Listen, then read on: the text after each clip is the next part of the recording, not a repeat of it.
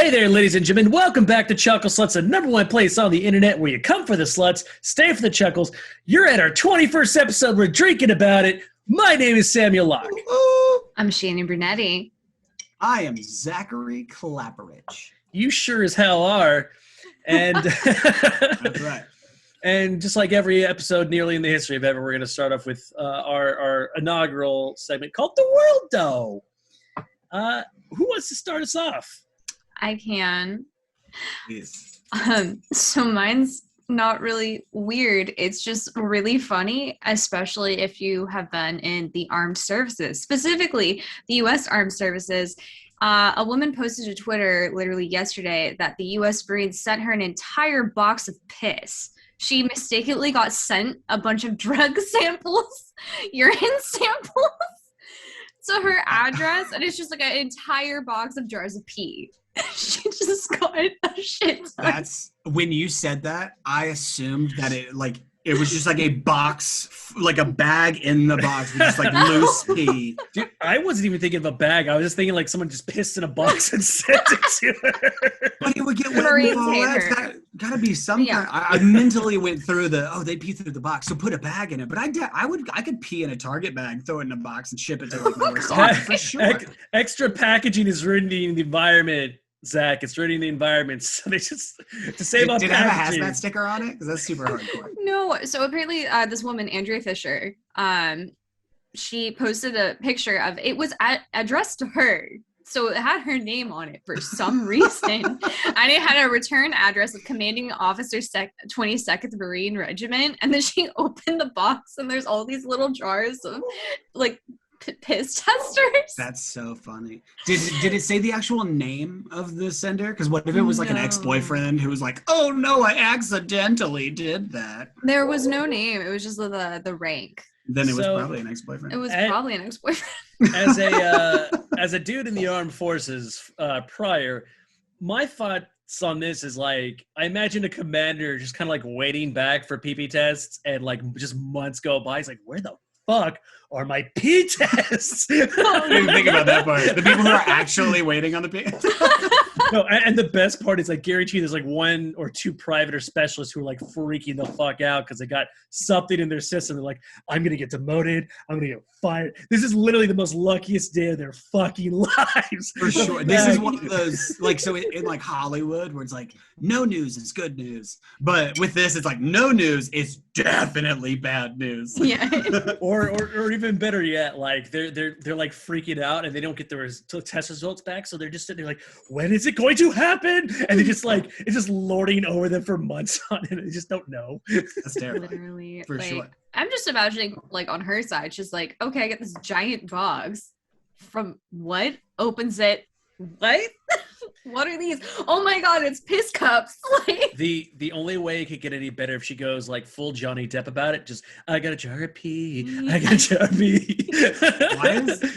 Why is that Johnny? Is that like the jar of dirt thing? Yes. I got a jar of dirt. Okay. For a minute, I was like, is there like a weird kink I don't know about? Like a few weeks ago, we did like the eat people kink. I was like, does Johnny Depp love pee? Like, if there was one person who had like the weirdest kinks in the world, other than maybe Quentin Tarantino, it would probably be Johnny Depp. I feel like he's got some. He's a kinky boy. I bet he's got some shit for sure. Yeah. Man. Yes, enough piss boy things. Yeah, sorry, that's just really funny. Whatever. Next, Zach, what do you got in the world, though? Okay.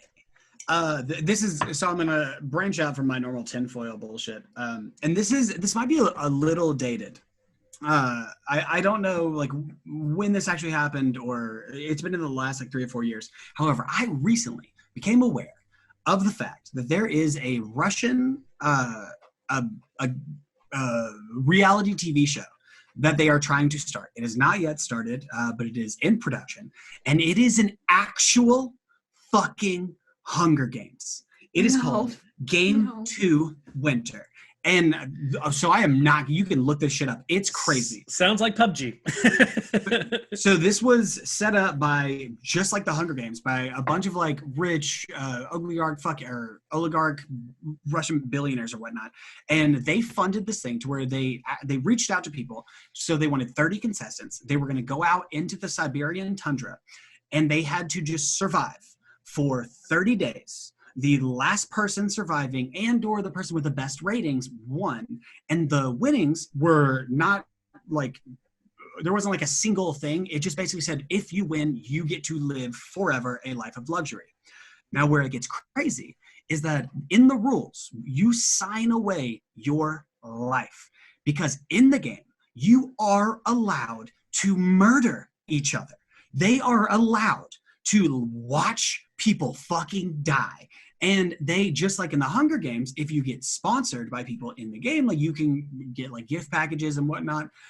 It was basically like some rich, coked up Russian dude was like, I love Hunger Games. Let's make this real. And they fucking did. And it's in production. And there are thousands of applicants of people who want to go do this. And it's going to be like a reality snuff film. That's horrifying. Is it weird that I kind of want to see it? I feel bad, but no, that's totally normal because we're all monkeys throwing poop. It makes sense. The way I see it, it's a contract between consensual. I don't know if they're exactly sane, but definitely consensual adults in terms of, yeah, I will risk my life to live a life of luxury. Well, they're Russian, so sane is here nor there. Yeah, I want to watch it. I want to see how bad it actually gets, or if like there's some weird outcry and it doesn't ever happen, or what. I have to know. Yeah. It's one of those I have to know moments. Or as all reality TV shows go, they probably have a chosen winner that's going to be like a friend of somebody, like the producer who's going to win. Maybe, and but off you could camera, they're gonna just shoot other people that they don't want to win. Like production's gonna just off some fucking people. Maybe. I don't know. The craziest thing to me is this is one of those situations where like it's all fun and games until you really like see it, because we're so desensitized as like a whole species. Like we have the fucking internet. Like we've all seen The Raid and John Wick. Like we watch murder all the time. However, that's fake murder. Exactly. However, dude, we watch real murder too, though. But you don't see it. Here's what we're getting. It's interesting because we are desensitized so much, but at the same time we're very soft. Like we haven't really seen a lot of war. Like, so Sam, of course you've been to war, so you are the outlier here. But a lot of people have never really seen violence. Like people don't get in fights. People don't see death. People don't see hardly anything. So like the first time that you are watching this TV show and somebody beats someone to death with a fucking hatchet, like that's crazy. Yep.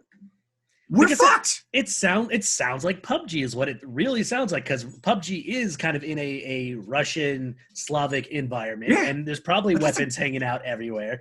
The only difference is they probably don't have a little circle that's coming into each other, and they can't restart.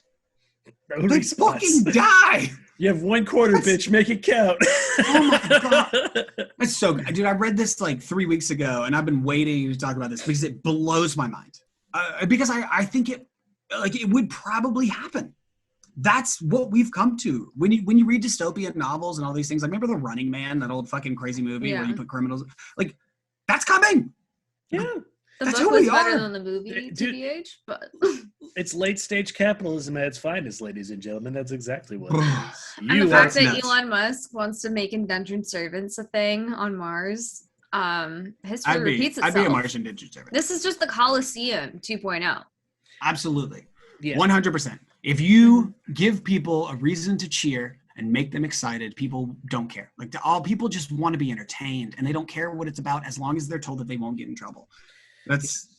They're putting the anus and entertain us. Anyway, sorry, that was a super dark one. Yeah, it blew my mind. It's part of the World Doe, so it counts. Mine's a lot more lighthearted. It's a low bar. Yeah, mine's a low bar, but it's absolutely fascinating to me. But Sony PlayStation, they are they have a patent for a system or a type of software. I'm not sure how it works, but basically they are trying to create controllers out of everyday items. So, like, let's say you pick up a banana, you can turn this banana into a controller. You pick up this beer bottle, it can turn into a controller. And I don't know how far in extent this goes. What it sounds like, it's more like laser mapping a controller as an overlay, which would be really fucking cool if that's the case. But I can't help but think to myself, like, why? I mean, there's definitely a reason to have this. I think it's great for people who are disabled. I think that disabled players would definitely find it a lot more accessible to play video games as a result. But outside of that, I can't imagine playing with anyone else. Explain, like, why would it be easier to play with the banana than it would be to play with the controller? Oh no, I'm not saying me specifically. I'm going to sit here and play with a banana phone style.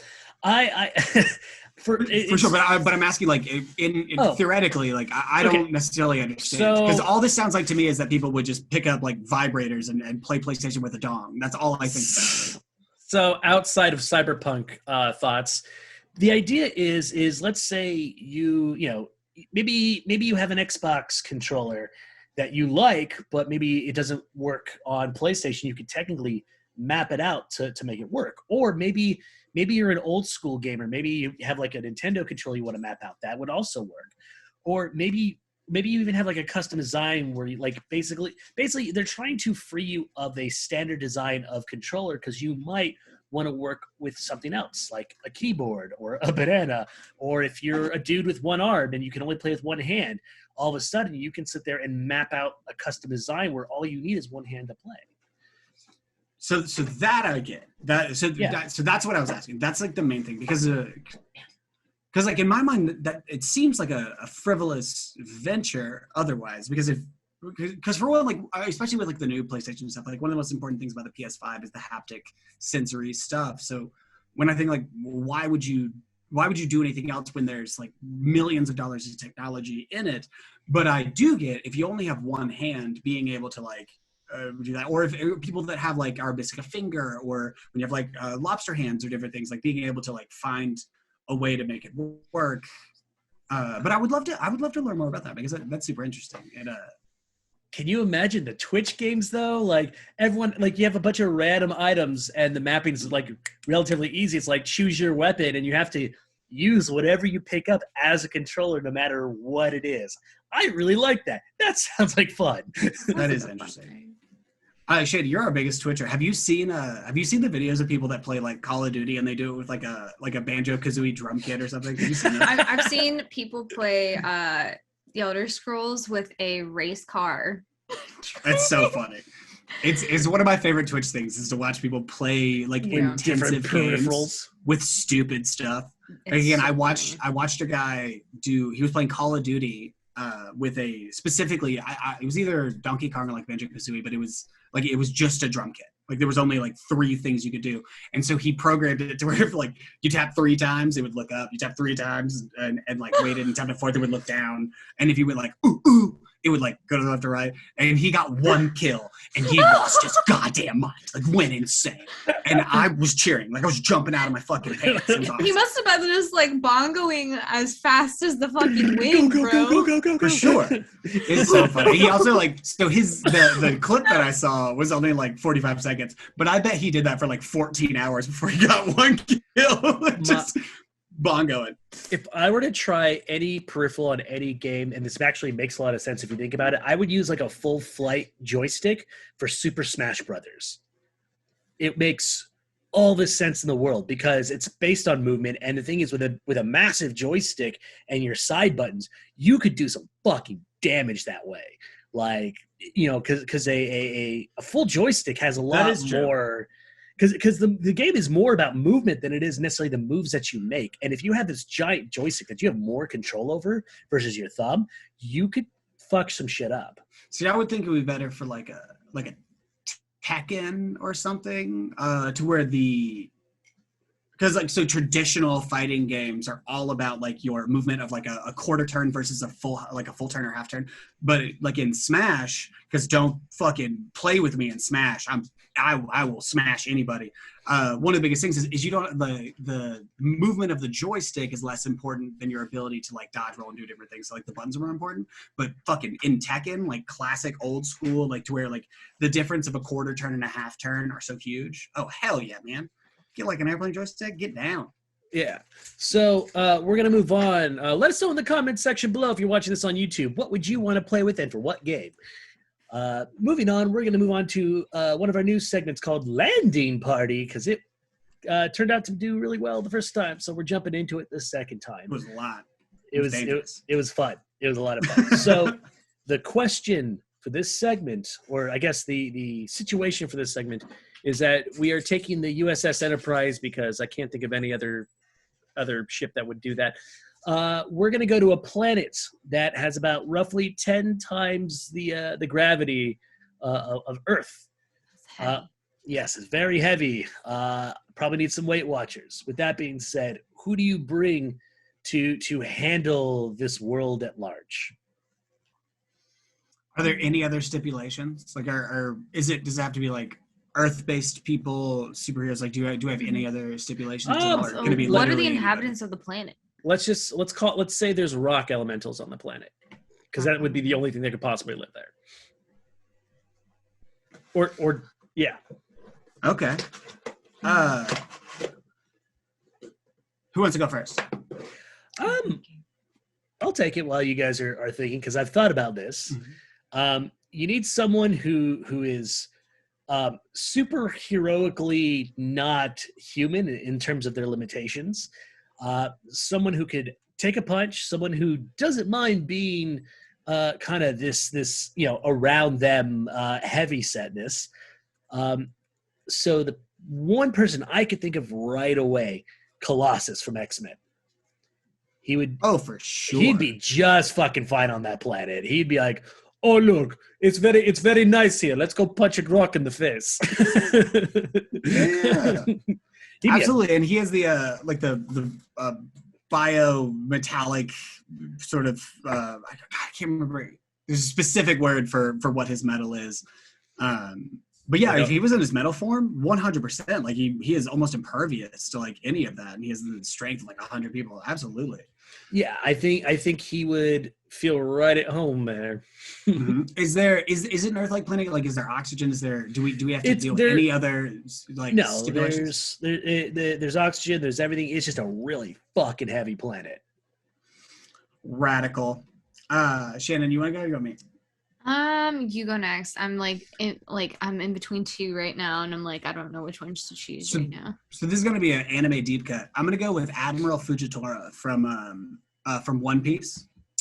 If you all are unaware, so Fugitora is a blind old admiral who holds himself like a samurai, like he has a katana and a wakatashi, but he has the power of gravity. That is his fruit that he has for.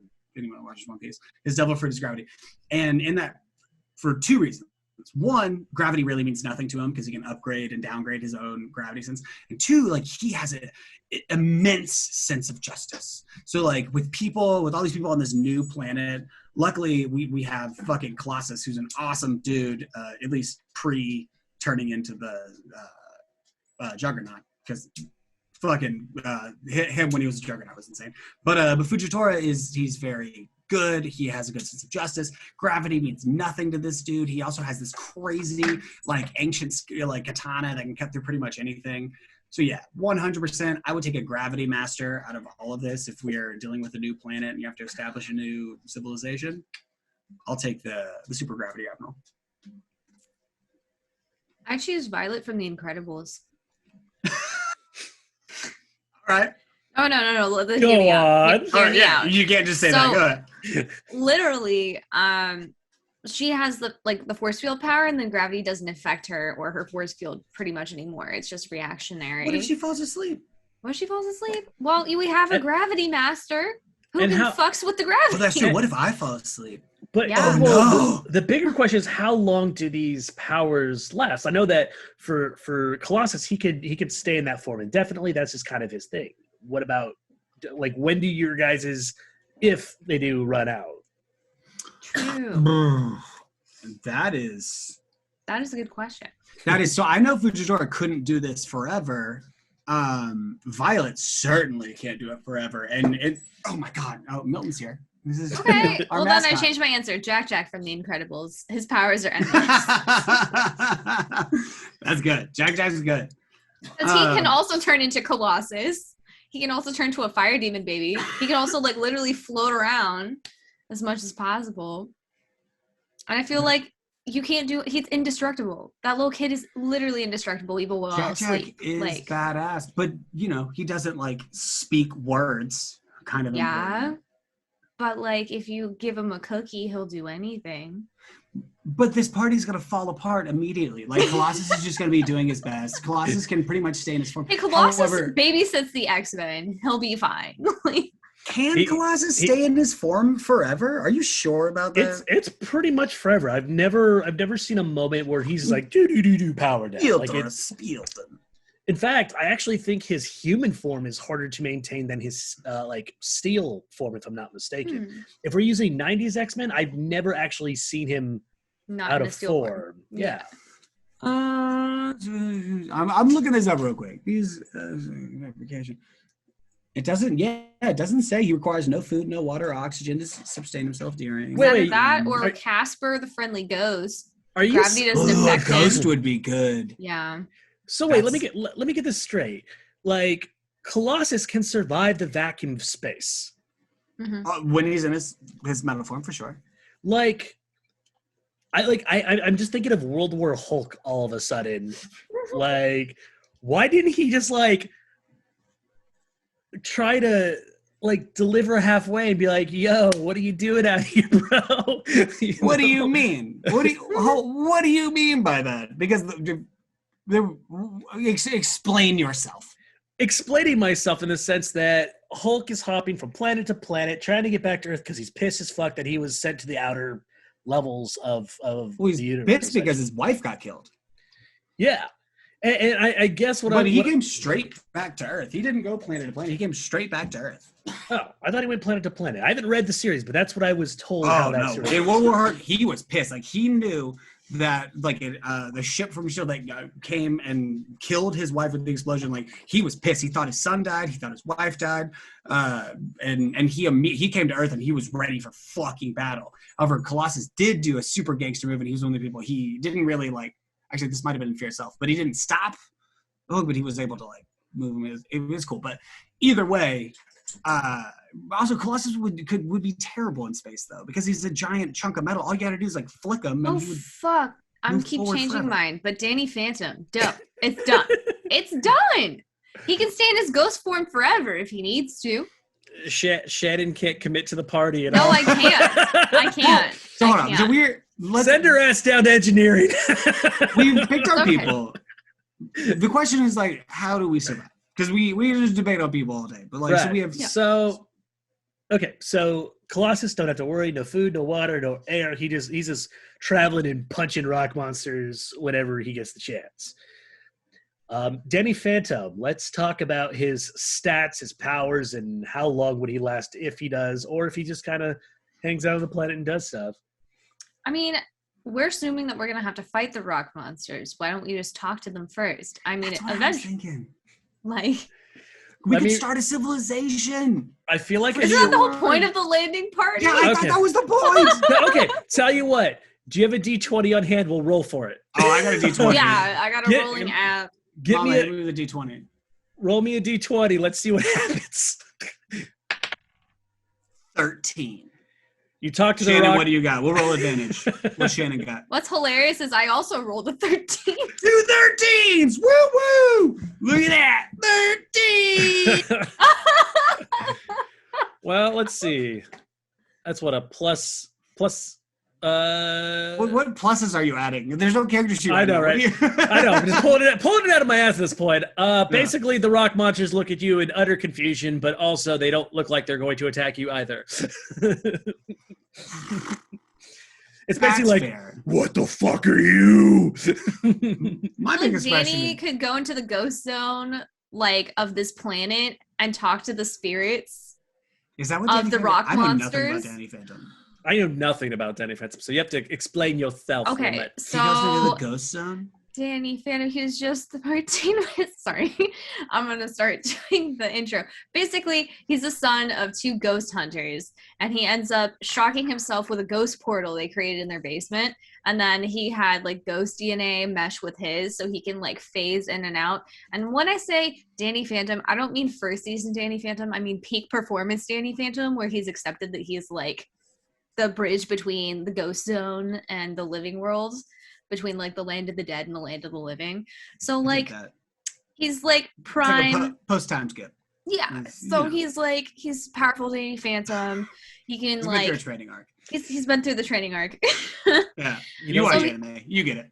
Like I feel like he can like speak to the souls of their dead. And so figure out whether or not they're like mean or not. You know, it'd be really funny if he ends up on a planet. He looks around, it's like, yeah, with these rock monsters, when you die, nothing happens. You know what's cruel of you? You call them rock monsters. They're rock people. Rock people. Rock lobsters? You need to go new places and not assume that they're mean. No, they're evolved beyond our time, which means that they are obviously lobsters. They are rock lobsters. Rock lobster. This is not Aronofsky's Noah. Rock lobster planet. Yes. Rock lobster planet. They're giant lobsters made out of rocks. I think of giant lobsters. Think of the lobstrosities from Lobstrosity. What's it? The Dark Tower series. Also fire. The book's so good. Who was your character again? Me? Yeah. What was your character? Fugitora. He's an admiral in One Piece. Gotcha. He was just like the first, because the other gravity user I was going to use was from an anime that is lesser known that people probably wouldn't know. Fugitora is awesome. My whole thought was the gravity. However, my biggest thing is like, if we're all on this boat together traveling to this new world, why the fuck are us 3 like the only people on this arc to a new planet? Like, I feel like we'd have like a crew, it would be like the Behemoth ship, and there'd be like tons of people like coming to a new planet, because then we need to make a government. So I actually thought about this, and I know the backstory for it. Basically, we are the scouting party, terraforming essentially, where we're looking for essentially new worlds to first land on and go, oh, this looks nice, let's live here. Boop. It's like Interstellar.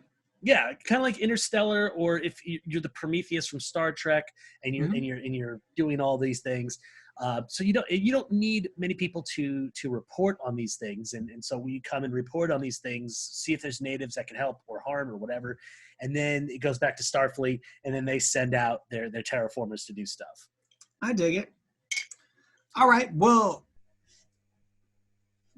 so what do we do? What do we do? I don't really know. I feel like if we're going to be terraforming and trying to like grow things in the earth, depending on how these rock lobsters are born, like they might not digging into the ground, you know? I don't know. Well, I just imagine there just being a genocide because we need to like use their rocks to build our shit. Jesus. Woof, bro. Jesus. I didn't mean to go that way. Like my brain was like, hey, let's go this way and see what happens. So what should we do on this new planet? How about we fucking wipe out the species? Make houses from their corpses. I mean, their corpses would be rocks, so we literally would make houses out of their corpses. We'll we'll leave it to Section 31 to do all the dirty work. Oh my gosh. Was there anyone on the planet? No. Oh. Just a bunch of rocks. Just a bunch of rock lobsters. I'm not gonna lie. I think all 3 of us are pretty like in universe pretty good characters. I don't think Colossus, Fugitora, or Danny Phantom would do all this. What? I'm pretty sure they would show up and just kick it and probably end up running away. So Sam would commit genocide. Why do our landing parties end in genocide? Because you said it. You spoke genocide. Danny Phantom would be like, yo, I'm out. I did not sign up for no genocide. Fugitora Ghost Zone, quit the here I Marines come. because he Goodbye. couldn't deal with it. Where's Patrick when you need him?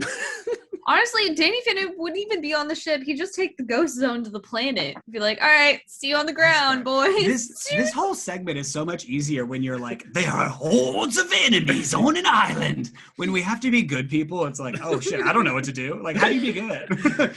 We need to establish like a first contact protocol. That's what we need to do. And maybe we're gonna commit genocide. I tell you one thing: it is not destroying a civilization and making buildings out of their homes. We are buildings out of their bodies. We are human beings. If we're not committing genocide, are we really human beings? No. That is all. That's the Fermi paradox. There it is. It really is. Yeah. How intelligent can you get before you eat your own species? Fermi. It doesn't. Armie Hammer. Armie Hammer. Look it up. Don't get me into eating people again. No, I was about to say, like, there are species that eat each other all the time. You don't have to be that intelligent to go, you look tasty. I'm your brother. I don't care. It was a metaphorical eat yourselves. You know what I'm talking about. There's like the theory that the reason we've never eat yourself. Well, when I say eat yourself, I mean nuke yourself. I'm saying there's a theory that the reason we've never seen aliens is that all sentient species, when they get to a certain level of interstellar travel, they cannot deal with the fact that like you're competing with themselves and they destroy their own race. So that is like part of the Fermi paradox is that you would destroy your own culture before you would venture to the stars because all sentient life is based on need and greed and death. Well, I was going to say, like, the more intelligent you are, the more logic you put into your thought process and results. And logically speaking, you know, like weird things like genocide and genetics and all this other stuff start coming into the equation when you think you're smarter than you might should be. You know, I mean, that's what eugenics were about. Oh, look how intelligent we are. We can build superhuman racist things. And it's really dumb and super racist. History has shown that we have really smart people. And then we have charismatic assholes who use stupid people to kill the smart people and make society implode on itself. So we're going down a dark rabbit hole. We are. So I want to talk about it, but we shouldn't. You're right. I'm usually the one to call referee on these kind of things, and I'm the one going at it. So I'm going to go ahead and pull us out of this thing. Y'all are literally stepping on all of my philosophy that I've ever written in my life. You're just like, you are pushing all of the right buttons. No, don't. Please stop. I can only And I'm already talking too much as it is. So like, move ahead. All right. So we're going to move on from Landy Party because it started turning into a killing party, and we're gonna. You were the only one that was killing people. I'm sorry. It was we got into some really interesting dark shit. And the next segment we're gonna do today, ladies and gentlemen, is one that was accidentally created. I did a thing about a week or two ago about freaky foods, and it was kind of interesting. So we decided to turn it into a segment and see how it goes. For sure. Are you wearing different clothes right now? Me? No. Yeah. It's crazy. We just teleport into different bodies. For sure. It's the same day. So I'm wearing the exact same rocket shirt that I was wearing all day. What? Glitch in the matrix! Anyway, sorry. Go ahead. Are you guys wearing new clothes? I'll just blame the lag. Perfect. It was the blip. We just blitzed. Yeah, let's freak some food. Sure. So let's see. I found a couple ones that make me super grossed out. This one right here from the 19 something or others. It does not tell me when. Oh no. Wait, do you have eaten it, or are you just saying freaky foods? I thought this was supposed to be like a thing we've had to want to make. It's part research, but then also part things you've eaten if you want. It could be one or the other. Yeah, because I have a fucking horror story that's about to come. Oh no. Oh no. So this one is called Mayonnaise Jello. Oh god. I pass already. Nope. Like I already hate mayo with mostly a passion, but the idea that it's in a Jello, I don't know what's in it. Like they say you could put like fish in it and a couple other things in it, and it's like there's broccoli in it, and I'm like, are you just trying to fuck with me right now? Is this something that people just voluntarily ate back in like 1950s or something. Like it's a Where gelatin. did you find this? Like, what is This this a thing people enjoyed? This was a thing that people enjoyed. If you want to really find it, it's on bustle.com, but like I'm looking at the picture right now. It's a thing. I can't like. It's like, so I was like mayonnaise Jello just by itself, like the two things, gross but doable. But you just said fish and broccoli in it. Ugh. Yeah. Mm-mm. What? It's all those things. And No. I don't think I could eat this. It's mostly gross. It's like the most like Eastern European like monster thing I've ever heard in my life. You know how like there's like kind of the joke about how your like grandmothers will send you a fruit cake kind of thing, and no one ever loves fruit cake, but that's in the States. I feel like in you go to like the Ukraine and your aunt fucking Silva sends you a cake and you're like, oh, what's this cake? And you're like, oh, it's mayonnaise and sardines. Delish, right? Well, Delicious. it's interesting because the Russian cuisine does have like a lot of Jello molds involved with it. Like there's like a meat Jello that they have. My girl's Russian, and I've always wanted to try it just to say, hey, I want to try this weird, disgusting looking food that you guys kind of sort of, but not really. What? Did you say meat Jello? Meat Jello, as in it is a Jello mold, and inside of it is some type of meat. 1,000 passes. And then right next to this thing is good. also and right next to this thing is vegetable salad. And I'm like, vegetable is all. Isn't that just that's all salad? Salad. That's just salad. The way that this picture looks, it's a can with vegetables in it. They're pouring this in, and it's a gelatin mold of vegetables inside of it. And I'm like, who are you trying to pitch this to? It's the same nonsense. Well, okay, this is a science question of it. Does using like gelatin, does that work as like a preservative? For instance, like, so say you throw like a bunch of vegetables in a can and you throw them in there, like bacteria will grow. But if you put like gelatin through it, does it stop bacterial growth? Is that why they do it? Is it to last longer?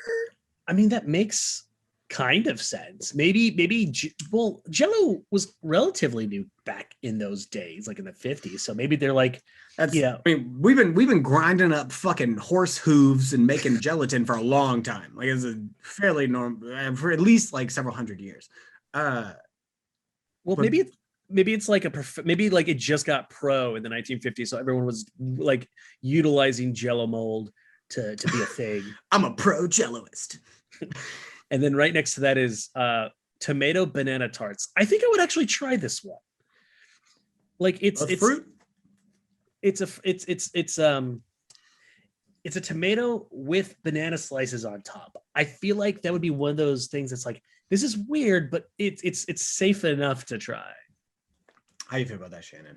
How do you feel about bananas on tomatoes? No, not at all. So the only thing that I've been told that was bananas and tomatoes together is this banana ketchup that's from the Philippines, but it just tastes like spicy ketchup, and I don't know, maybe there's a banana on the label. I don't know, but bananas and and then tomatoes. I don't know, man. More inclined with what you said for as a sauce. Maybe.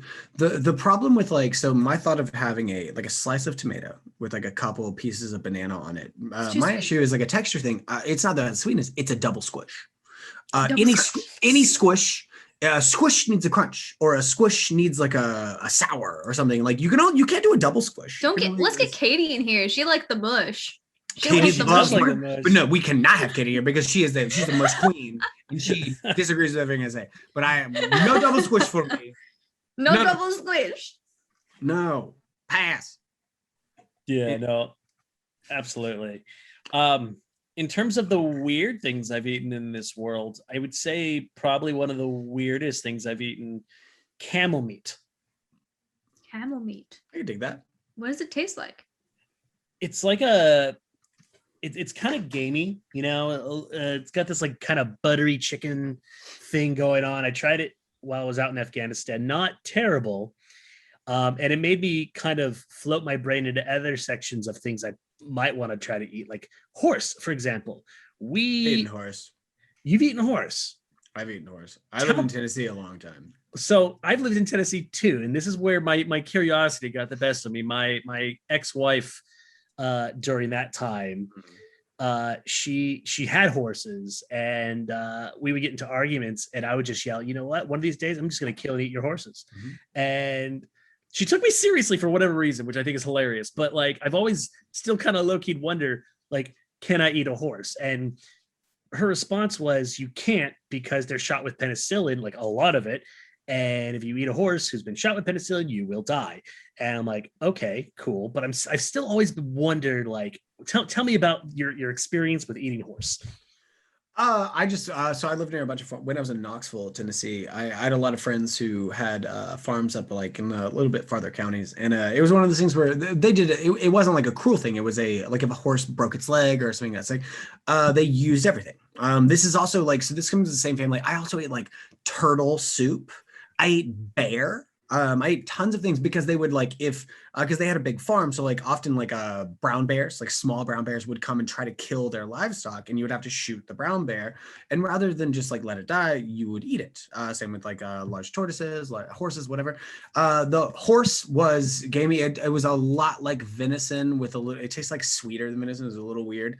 But they, they were like it was a very like natural farmhouse. I don't know about the whole like penicillin thing. Like these were just, they raised horses just around the farm just for them to like ride. Like they weren't like competitive rodeo people or anything. They weren't like putting their horses into they just had horses on their farm. The one time I ate the horse there, it was because the horse it broke its femur, and it was, it was either just like fucking let it rot or eat it. And they had everything that died. They were incredibly conservative and really lovely humans, and they would eat anything that they raised and died. I will say the horse was delicious. I will say turtle soup was the most disgusting fucking thing I've ever had in my life. Turtles have 7 types of meat. At least that's what the man who cooked it told me. I don't know if that's true or not. It was gross. It all tasted very like slimy and fatty. Turtles are pretty slow. They don't have a lot of muscle mass. Like maybe like a sea tortoise does, but a goddamn snapping turtle living in the swamp, it just kicks it. It was really fatty and gross. I hated that. Turtles are gross. Bear chili was weird. It just tasted like normal chili, but I felt like a Viking. That was cool. But horse was fine. Horse tasted like natural venison. It was a little sweeter than normal beef or anything. It was kind of a little chewier than normal. I've done snake. Snake is great. I like snake. Snake is interesting because the way they actually served it up in an LA place called Wursthusht or something. Wursthusht or whatever the fuck. Yeah. You mean Wursthusht? Yeah. So out there, there's a place in like Midtown-ish area, I think, and I don't know. There's also one in Venice too, I think. Yeah, and they would put these snakes in sausage and say, "Here you go," and naturally, that's how I've had snake as well. It's in sausage, and I'm like, well, I can't not do this. I got to do it for the gram, so to say. It was spicy. It was a like my brain is dumb, and my brain was like, there's still poison in this. I'm gonna die. Snake, I think the sausage was spicy. Like snakes are a little sweeter. You don't put a spicy on. I don't fucking, like I said, I have no frame of reference. So my brain, I know I'm a reasonable adult. My brain is not a reasonable adult. That's so my brain's like, someone's gonna have to suck the poison out of your mouth. I've had a jellyfish before. I was about to say, Shannon, what's your? We're getting off track. Shannon, what is your freaky food?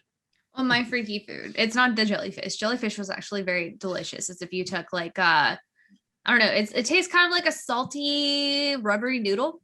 Is what it is. Jellyfish. Yeah. They're just mush. No, they're not mush. They're actually like there's a snap to their flesh calamari. once you. kind of, but not like as chewy as squid. It's kind of like a just like a rubbery snap. Like if you were to chew on rubber bands, but less like that. I don't. You're not selling me on this food. No, it's. I feel like I'm not doing it. So what they do is like at dim sum restaurants, you can have a giant plate of like ribbons of jellyfish, or it's like also served in with another noodle dish. So it's like an extra texture with your like egg noodles, like pan-fried noodles. So it's like an extra texture thing. But my weird food has nothing to do with jellyfish, since we're just sharing the animals we've eaten. Mine is something that I had every single holiday forever. It's called a cheese log. You can I'm down already. Go on. Velveeta, like spreadable cheese, and then you either mix it with another type of spreadable cheese, and then you roll it in chopped up nuts, and you serve it with crackers. And that is the piece de la resistance of fancy during white trash Christmas. I was going to say, I was initially excited about it. I got less excited as you explained it. It sounds like totally in. I don't care that Velveeta isn't really cheese. Because cheese product. I think Velveeta is vegan. Like it's like Oreos. Like Velveeta is just plastic. But I will fucking take it by the tube. They actually have a brand of already pre-made cheese logs apparently at Vaughn's, because I was looking up spreadable cheese log to see if this was just a fever dream thing that my parents did, like the product of the 60s. They have Caucana double sharp cheese logs in like a vacuum seal that you just peel off, and it has the nuts on it already. That's hilarious. I see. So funny. So I'm down. I'd eat that. Here's the thing. I would eat it maybe if I was high. Like if I was high and I just needed a salt and hate my life food fix, that is definitely on the top, like in the top 5 of something I would definitely try for that. I researched this tradition because it was a product of like my mom's parents from the 50s and 60s. They had a worse version where they take this cheese and it has Jello molds involved, because everything out of the 50s and 60s with the Jello mold, they freaking compounded cheese and olives and stuff and like molds, and then rolled it in whatever nuts. Dude, that's nuts.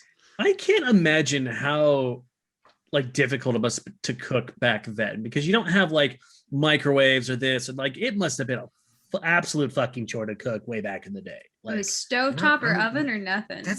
No, you just no make instant, a fire. No, you just make your food. Like no instant pots, no microwaves, I'm a lazy person when it comes to food. Again, we talked about this before. You're not a cook. I'm not even a little. I don't need a microwave. I throw my microwave. If it weren't for my girlfriend, I would not have a microwave. Fuck microwaves. You give me a fire and I can make anything you want. I don't give a shit. So I can't bake because I have no attention span because I'm ADD and shitty. So I can't bake, but I can make anything. So what you're saying is we need to get a cooking podcast for you going. I 100%. I literally have just made I made my own I made a bunch of different skewers tonight with a homemade jasmine rice with tahini sauce that I put together. It's gonna be fire. Anyway, point being, can I tell a disgusting story? Yes. Yes. Can I tell a disgusting story? All right, so I'll keep this. I will try to paraphrase this really hard. So, I'm 22, living in Knoxville, Tennessee, and there it's Halloween. There's a fright fest, what do they call those? The haunted house kind of thing. Very famous haunted house kind of thing.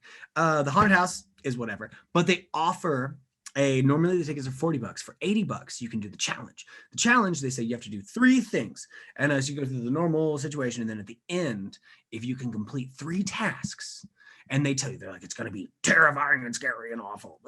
And if you do it, they're going to give you your money back and you get a t-shirt.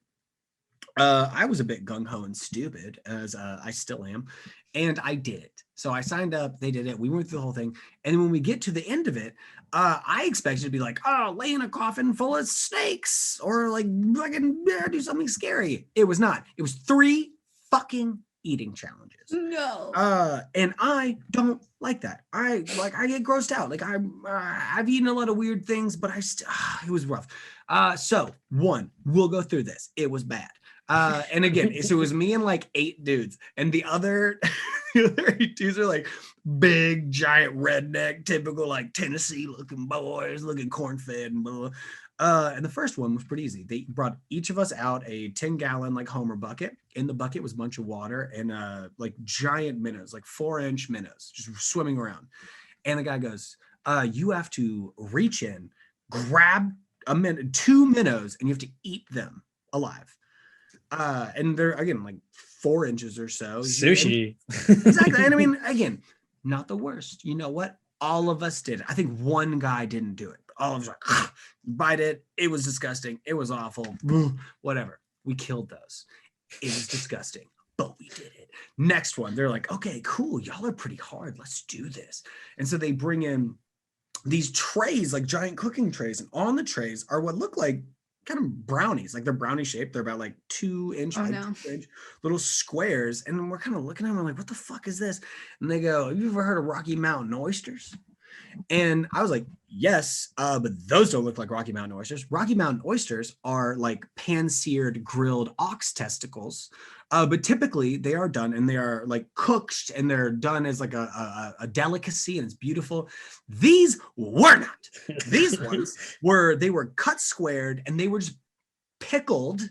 Like in the same way you do ceviche in like a raw fish ceviche where you like soak it in lemon juice to make it to where it's edible. They soaked chunks of fucking ox balls in vinegar long enough to kill all the bacteria in it. And it became like a little brownie of testicle that you had to eat. And you know what it tasted like? It tasted like ox testicle soaked in vinegar.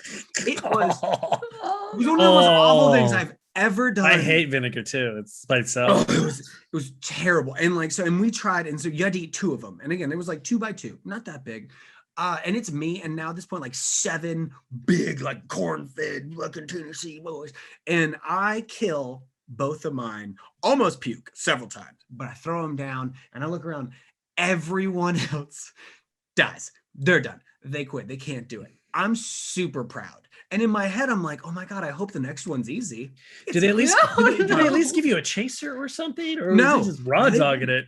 They just let me raw dog this whole situation because and again, like this is a place like people don't make this. Like, for instance, the statistics of this, like over the span of like the 2 months where this was open, there was probably like 30,000 people that went there. And I mean, that's just who went there. But I do know specifically the people that did the challenge, there was about like 4,000 people that did the challenge. 14 finished it out of 4,000. 14 people. Were you one of them? Yeah. I was one of those people. But it wasn't good. So the last thing they did. I'm terrified. This was honestly like against the Geneva Convention. This was really fucking bad. It got weird because I was the only one left. Everyone else had to leave. So it was me, my girlfriend at the time, and like 2 of my friends that were there to watch. And a dude comes out and he throws on like gloves that go up to his fucking shoulders. What the fuck? Okay. And he wheels in a toilet. And in this toilet, of course, like that was of course like to set the mood. But in the toilet is like a bowl of just this reddish soup. And the dude looks at me and he goes, "Listen, man, like I'm gonna be super real with you. This isn't going to be easy, but if you try to do this, don't touch your eyes, don't touch your face, don't touch your dick, don't touch anything." Like where that's going. And I was terrified, but I thought he was just trying to scare me. And I didn't really know. And inside it looked there was like chunks of shit. It was weird. And he takes a 2-quart mason jar and scoops out of the toilet. And in it, like, I didn't know, it was like a reddish, weird, saucy looking thing. And he goes, "You have 2 minutes to put this all down." And I was like, yeah, fucking whatever, I'm cool. It didn't go well. So it turns out like he sets the thing, I start drinking it, and it hit my face with the heat of 1,000 suns. And I didn't know what, like, it was so painful that like my face kind of went numb, like my eyes started watering, I didn't know what to do, but like a bunch of chunks started in my face. And what I think it was, no, I'm sure it wasn't raw, but it was probably chicken skin, I think, that had been soaked in the sauce.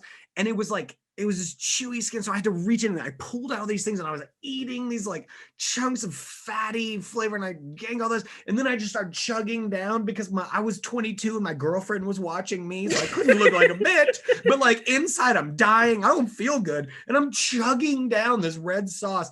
And I eventually finished, and I did hear the thing. I think they gave me the win because I heard a bell ring, but I was still like chugging down. And there's a photo of me, which I can send to you, of me afterwards. Please and do. My eyes are just done, and there's shit all over my chest, and I look like I'm a zombie. And it was one of the worst experiences of my life. Got it all done. I blacked out. Well, I do not remember finishing it. They took my photo. I don't remember the photo. They gave me a t-shirt. Don't remember the t-shirt. I remember about 2 hours later, laying on the ground on the side of the road, puking my fucking brains out.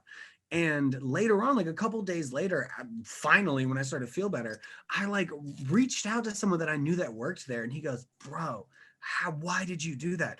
Every toilet that they do, they cut open a can of pepper spray and they pour it in the toilet. And I was like, that's not okay. And he's like, yeah, people don't do it. Like, why did you do it? And I was like, well, because people were watching me and I want to be cool. I was sick for days. Goodness. Oh, it was one of the worst things ever. You maced your stomach to get a free t-shirt. I couldn't eat for like 2 days. Again, I'll send y'all the picture. It's hilarious. Please. Oh my God. I don't look okay. I look like a zombie. Like, it's gross. But yeah, that's the worst eating experience of my entire life. Okay. That's horrible. To wrap up this segment, last I tried to make it quick. No, you're great. No, I loved it. Last lightning round question. If you could eat any animal that you have not eaten before, what would it be? Human. Just kidding. I don't think you are. God damn it, Armie Hammer. I don't know. I feel like most of the animals are cute and I don't want to eat them. I've already had rabbit, which I felt bad for. I felt bad that I ate duck because I love ducks. I would love to eat I like duck. I would love to eat like a super predator in the sea, like a great white shark or like an orca. Something like I'm a pescatarian where like I love fish that eat fish. They're the best. Pescatarian. Yeah. That's a new girl. That's some Schmidt right there. But yeah, I'd love to eat like a great white shark. I'd feel like a boss. Let's see. For me, it's a two-way tie. I want to eat a giraffe. They are my favorite animal, but I mean, come on. Like if someone said, "Hey, do you want some giraffe?" I'm not going to say no. A giraffe? What is the why? Because like I've never heard of any human like actually eating, even like people who are like indigenous and like in that cult, like in tribes and cultures. I've never heard them go, "Yeah, giraffe's great." I've never heard. I have to do it at least once. I mean, I get it. This is gonna sound stupid, but I kind of want to eat a zebra mostly because I don't remember. It was like that one Broadway show with Johnny Osmond being like Joseph in the Technicolor Dreamcoat, and I had that on like VHS, and for somehow someone just like ripped off a fake leg of a zebra, and I was like, "Huh, that looks tasty." That is super dark and hilarious. Yes. And then the other part of that two-way tie is I would eat a platypus. No. Yes, I know they're adorable. Would you eat platypus eggs? Would you fry a platypus egg? I mean, now that's a three-way tie, but yes. A mammalian egg. That's such a weird thing. But no, like okay, so platypus is like straight up my spirit animal just because I'm also an amalgamation of just fucking weird things that shouldn't exist. But that's that makes more sense than anything you've ever said. Pretty much. And the idea, I agree. Like this idea of just eating a platypus, because what does it taste like? What could it taste like? Is it because it's an amalgamation of things? Does it taste like zebra, fish, beaver, and rabbit all in one? Like I have to know. Is it a turducken just in one? I need to know. This is for science reasons at this point. And for that science, I need to eat a platypus. And I haven't even looked it up online. I bet someone has done it at least once. Like someone in Australia is like, yeah, I done it. You know, like I have to know. And in platypus eggs, maybe they're poisonous. I don't know. First of all, that I feel bad even saying the term platypus eggs right now. It's such a weird. Because I mean, they're mammalian eggs. That's so super weird. I don't want to eat platypus eggs. Is that like caviar then? No, it's they are amphibian. It technically counts as caviar. If you say so. I don't remember what I was watching, like how they get the caviar out of the like they're fucking barracudas, right? Or sturgeons or something. These giant ass needlefish. Usually it's like salmon or whale or different things. There's a whole bunch of They different. like literally they like fish these things. They just jam a like harvester in and just rip it out. I'm like, damn, that's metal. That's fucking metal. Anyway, let's move on from this interesting topic of discussion. Yes, we can move forward.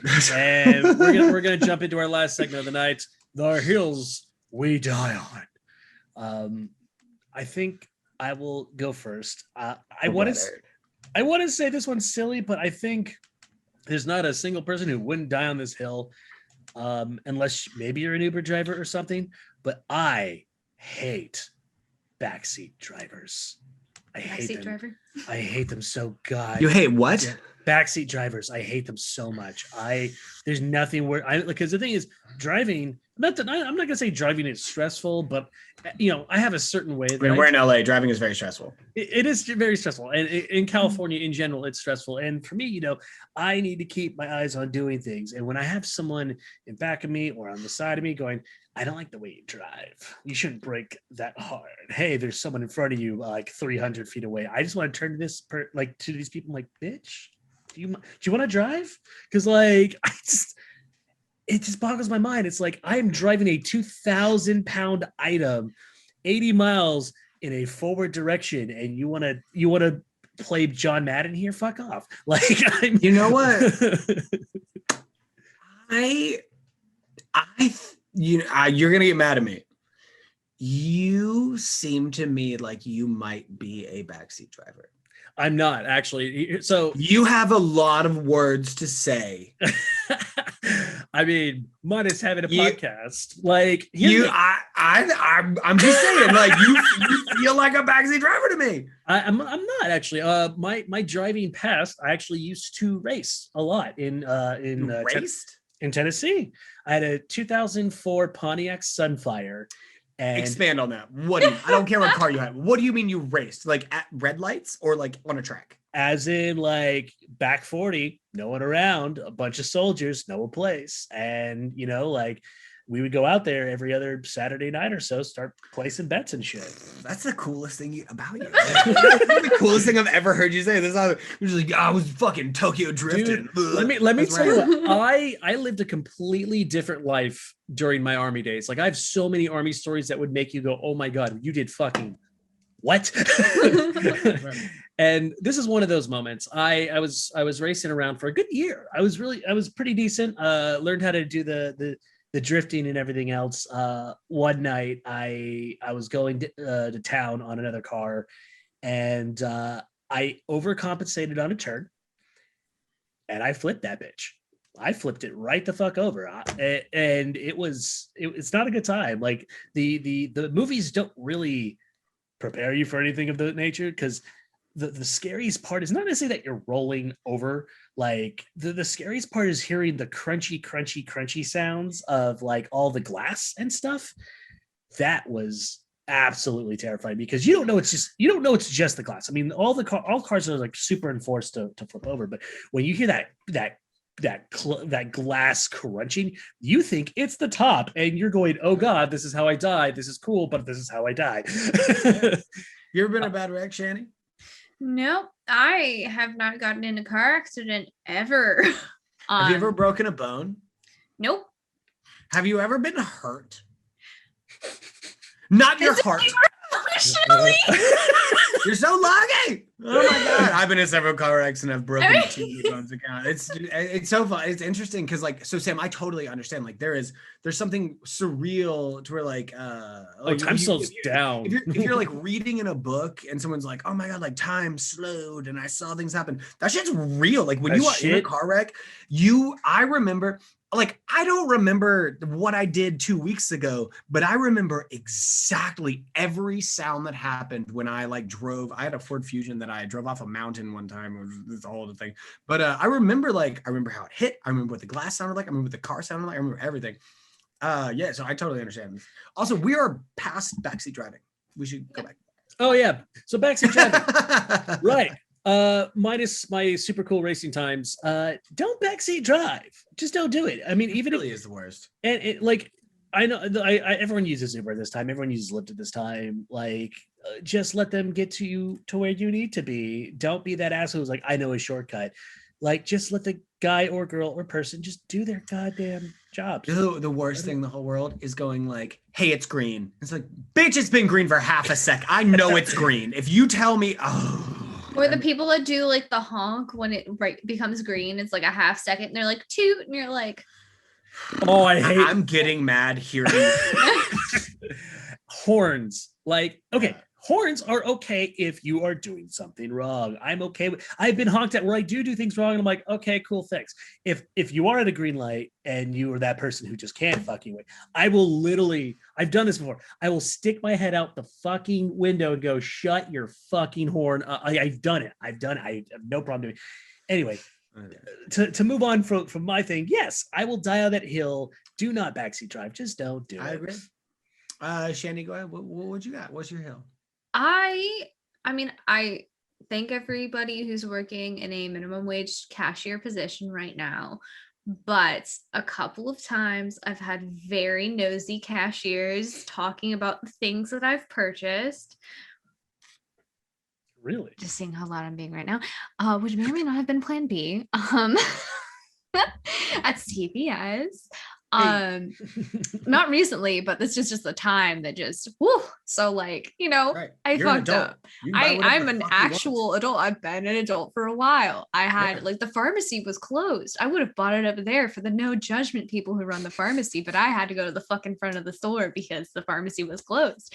I go there and they're just like, you need to be more careful next time. And I'm like, Gladys, you need to shut your fucking face. Well, God, I hate you. Yeah, that sucks. I mean, it probably doesn't help that you kind of like have the Disney kid for life look, which sucks, but like at least in this particular instance, it definitely sucks. She probably is like, this teenager needs to be saved.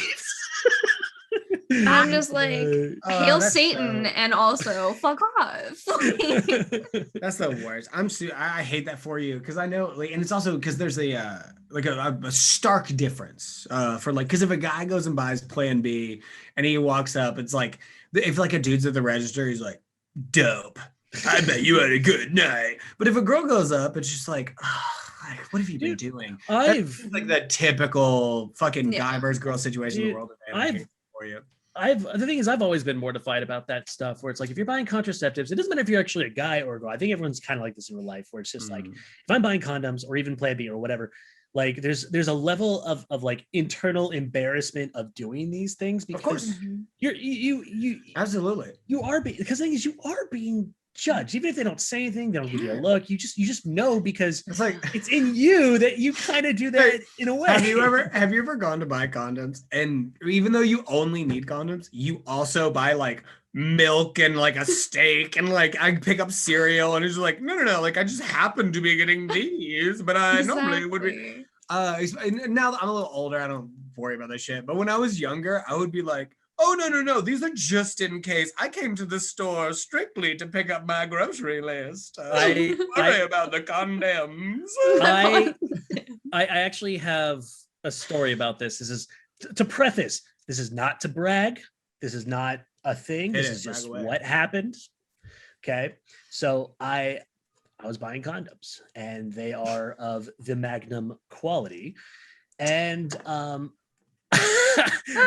not to brag. This is objective story here. Yeah, it was for his friend. It's fine. And no, I put them on. It hurts to laugh. No. So I put them on the conveyor. The guy looks at the condoms. He looks at me and goes, "Shh, okay." And I'm like, "I'm sorry, what?" Like I was so fucking embarrassed. Like nosy cashiers, judgy cashiers. What's nosy judgy cashiers? That it goes to show like the kind of people we are though. Like we're shame people. Because what you should have done is you should have looked at him and been like, yeah, bro. Like it's and I mean, again, like this is gonna get weird, but like if you got a dong to throw around, throw that motherfucker around. Be proud of what you got, man. Who cares if anyone looks at you and you're like, oh, maybe. Be like, you know what? fuck you, I'm buying them for a reason. Fuck that. Nah. Yeah, I don't know anything about your dick, but I hope it's great. Yeah, no, I just remember that. Cheers. I will always remember this interaction. I mean, it was so short, but like it just stuck in my brain. Just as okay, I'm just like, I like half of me was just mortified. The other half is like, oh, you want to see the foot-long yogurt slinger? Okay, like That was a challenge. It 100% was a challenge. I'm gonna block out what you just said. I'm gonna repress that, and I never want to hear it again. That might be the title of this. I will X-nay myself from that. That was the grossest thing I've ever heard. I'm still proud of you and I love you. Good for you. But no, don't say that anymore. That's terrible. Anyway, back to Shannon though. I'm so sorry that you have to deal with judgy, nosy ass. Just also like, besides that one time, it's just like literally cashiers sometimes, like depending on if they get like older in age, they just have to comment on what you buy. And like, in addition to like, you know, sometimes we ladies pick up the can-dams, or, you know, like we have to give period supplies. I've had older women being like, heavy flow, huh? While getting freaking tampons. I'm like, kind of hilarious. Yeah, that's why I'm buying it, lady. Like, so, yo. The best way to divert from that, buy just weirder shit. Just buy weirder shit than those things. Rope, a thing of bleach, that's some like acid, a friggin' 20-gallon gasoline barrel. One of the funny, actually, never mind. There's another story that goes along with that, but yeah, can I go to my hill? Yes, absolutely. Yes. Please jump on the hill. Away from Plan B and dongs. This is pretty simple. One of the things here recently, I didn't realize this was a hill until very recently. I went to go do a shoot. I was doing a little thing at a girl's house. I knew like me and Katie were involved with a very simple like short film we were doing. In this girl's house, she had like very like a catalog style high-end furniture, like super fancy furniture that you would see like in Kim Kardashian's house. And it was really nice to take a picture of. However, she didn't have any other furniture. And there was a point where like we finished the shoot and we were hanging out and drinking a little bit. And I was like, I want to just like, can I like lay down on something? And I looked around and I realized like all this fancy furniture, it's not real. Like it's not furniture. Like it's not made to be slept on. And I despise like high-end fancy bullshit editorial furniture that is not made for comfort. Why would you make a couch that is like only 4 feet wide as a love seat that has like metal like spikes in it and it's made like on like marble or some shit? It was the worst. And my hill that I does, if you have a couch that is not comfortable to sit on, why do you own it? What the fuck are you doing? I don't care if it costs $5,000 and it came from Finland. That's the stupidest thing I could ever imagine. Like, I'm a practical man. I hate expensive, uncomfortable furniture. It is like one of my biggest pet peeves. I'm halfway there. The reason is I understand part of it where it's like, you know, Italian leather furniture or Italian furniture, for example, has the plastic on it. And my mom actually had one of these for a time and it was the most uncomfortable thing. And as a kid, my thought was, why is this wrapped in plastic? So I started ripping it off. She got so pissed. And I'm like, I didn't understand as a kid. It's like, why do you keep it wrapped? It's not a gift, is it? But I'm not talking about like the wrapped plastic thing. I'm just like literally like a thing where like for instance, like there will be like a short love seat couch where it is like it's hard backed, tall, and like this, it was like red leather across it. And while the seats might be kind of comfortable, the problem is like in between there's like white metal bars or silver metal bars like right in between, and like the armrests are made out of like some kind of like chrome platinum material, and like you can sit on it, but it's like sitting in a doctor's office, like you're back, or like an airport. Like if I ever want to lay down on a couch, like I want to be comfortable. Like why would what is this? And what it is a photo op. Yes. That's all it is. And I hate that shit. Like I also hate I really just hate rich people. I genuinely hate rich people. But that shit is so annoying because people won't invite you to come kick it in their living room because they know that the furniture is so uncomfortable. Well, and I was going to say on the other side of that, I did have a very expensive furniture thing. I had a sergeant who was moving to overseas, and he was like, "Yeah, I have this like $7,000 couch I bought as a result of my wife and deployment, and I can't take it with me. I'll sell it to you for like $25. I need it out today." And I was like, "Well, I'm gonna go ahead and take that then." And it was the most comfortable couch I've ever slept on, sat on. I had it I had it between like 2007 and like 2016. I was like, that was my divorce couch. Like when I got divorced, I slept on that thing for 2 months, and it was that's so not what I'm talking. Like that's a comfy couch. Yeah, there are expensive comfy couches. Yes, there are. But it's I'm talking about stupid photo Art Deco weird ones that you can't do anything with besides look at. It's like mine was developed by Tim Burton. Yes, we can tell. Yes, we can tell. But yeah, that's the whole hill. That was pretty quick. That's it. Cool. Yeah, I'm on top then of that we're gonna- hill. Fuck uncomfortable furniture. I'm halfway there. With that being said, we're going to go ahead and wrap this up for today. Thank you for watching and potentially drinking with us during this time frame. Thank you for joining us for our 21st technical birthday of our podcast. Shannon, where can we find you? You can find me at Shanny Bees on Twitch. You can also find me on this super cool new stream on Freckled Hobo's Twitch called Crown of Feywild. I play an awesome albino drow warlock character who kind of doesn't know what the fuck's going on, but maybe she wants to be queen. Who knows? Gotcha. I'm gonna kill you in that campaign. Oh no. I'm in charge of a bit of the lore of that campaign, and I'm gonna murder her. Anyway, yes, you can find me very lightly. I don't have a lot of things. I'm on a ZClap1, ZKLAPP1 on Instagram. You can find me on Facebook and IMDb. I don't do a lot, but I will be releasing a lot of material soon. You'll be able to see that. It'll be in the comments. That's it. Otherwise, I'll just be rambling around. You can find me under a bridge. I'm good with riddles, so I'll lead you to a treasure. That's it. Let's see. You can find me at SlammySammyLock on a bunch of platforms, Instagram, Twitter. You can find me on TikTok, where I've been actually finally making more content for a change. And that's at Samuel Locke. Of course, you can find us all here at Chucklesluts pretty much all over the internet. All you have to do is jump onto Google, type in Chucklesluts in the doobie-doo, and you will be able to find us on the platform of your choice. Once again, thank you for watching, because without you, this is not worth doing. We will see you next week. Be safe. Much love. Hey.